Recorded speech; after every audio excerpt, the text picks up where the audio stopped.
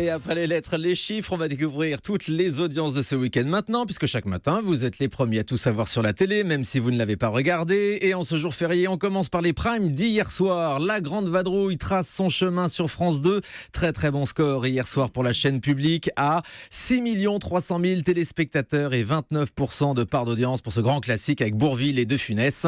Malgré les multiples rediffusions, le film vous fait toujours autant plaisir. On écoute le télérépondeur.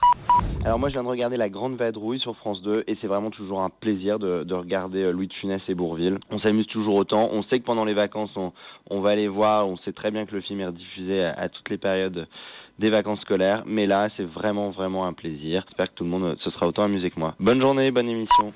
En tout cas, vous avez été 6 300 000 téléspectateurs à vous amuser hier soir avec ce classique avec Bourvil et De Funès. Du coup, TF1 a été prise de vitesse avec son Fast and Furious 5, 3 700 000 téléspectateurs seulement. Vous voyez, il y a un grand écart entre les deux chaînes, 18% de part d'audience seulement. En troisième position, on trouve France 3 avec l'inspecteur Barnaby à 2 700 000 téléspectateurs et 12% d'audience. Et M6 est sous la barre des 10% d'audience avec le dessin animé Disney Rebelle, 2 millions de téléspectateurs. J'ajoute aussi le score d'OFNI sur la TNT, le magazine de Bertrand Chameroy, qui est toujours aussi faible avec seulement 225 000 téléspectateurs hier soir en prime time et 1% d'audience sur W9 de Pâques hier soir. L'émission a décidément beaucoup de mal avec cette programmation du dimanche. Allez, on va maintenant revenir sur les chiffres de ce week-end avec vous, Adrien Lemaître.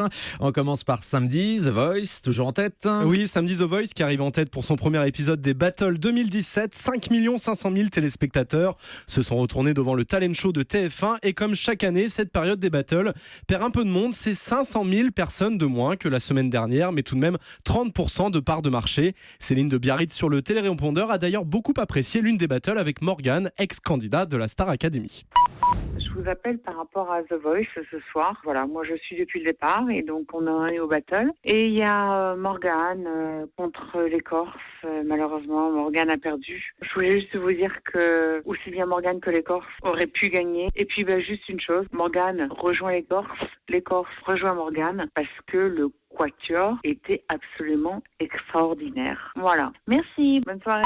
Ah, ça vous a plu, hein. Mais c'est vrai que les battles marchent toujours moins bien que les auditions à l'aveugle, on le remarque de saison en saison, Adrien. Numéro 2, on retrouve France 3 avec son téléfilm inédit Meurtre à Grasse. Ce nouvel épisode de la collection Meurtre a passionné 3,7 millions de fidèles et 17,8% de part de marché. En numéro 3, France 2 avec Les Années Bonheur de Patrick Sébastien qui ont enchanté 2 300 000 personnes et 12% du public.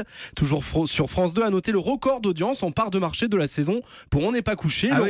Laurent Ruquier qui avait décidé de rassembler l'ensemble de ses chroniqueurs toutes saisons confondues affiche un joli 25,1% du public avec près d'1 500 000 téléspectateurs. Ouais, c'est une excellente idée de réunir tous les anciens chroniqueurs. On écoutera un extrait tout à l'heure dans le zapping. Retour sur les audiences de vendredi à présent. Oui, vendredi soir, Koh-Lanta est numéro 1. Le jeu d'aventure de TF1 a intéressé près de 5,2 millions de Français et 25,5% de part de marché. France 2 est deuxième avec le final de la saison 5 de K1, 3,2 millions de personnes et 13,7% d'audience.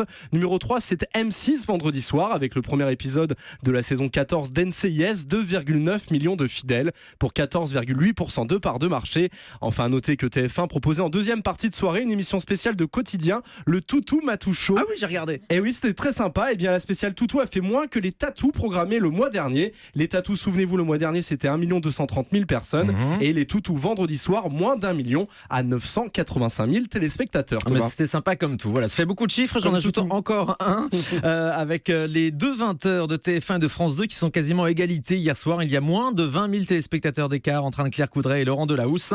4 493 000 téléspectateurs pour TF1 et 4 465 000 pour Laurent Delahousse sur France 2. Merci Adrien, à tout à l'heure pour votre journal des médias. Soigneusement préparé, l'absence de Guillaume Janton, toujours occupé à chasser les œufs de Pâques ce matin, j'imagine. Vous avez fait ça aussi tout le week-end, Adrien? Oui, bien sûr. La chasse a été bonne? Évidemment. Oui, très bien. Omblin aussi? Oui, des lapins, des poules. Vous avez trouvé des lapins, des poules? Des œufs de toutes les couleurs. Oui, des canards? Aussi. Des cloches. Voilà. Restez sur Europe 1, c'est 9h-10h. À tout de suite.